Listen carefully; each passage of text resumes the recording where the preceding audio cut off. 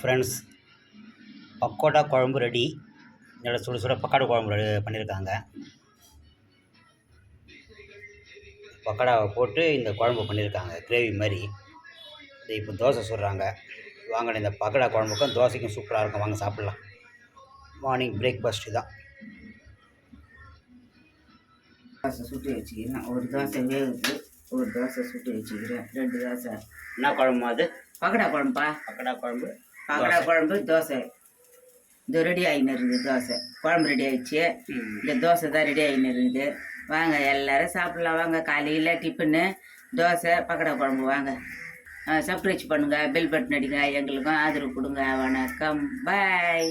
வாங்க எல்லோரும் சாப்பிட்லாம். வாங்க.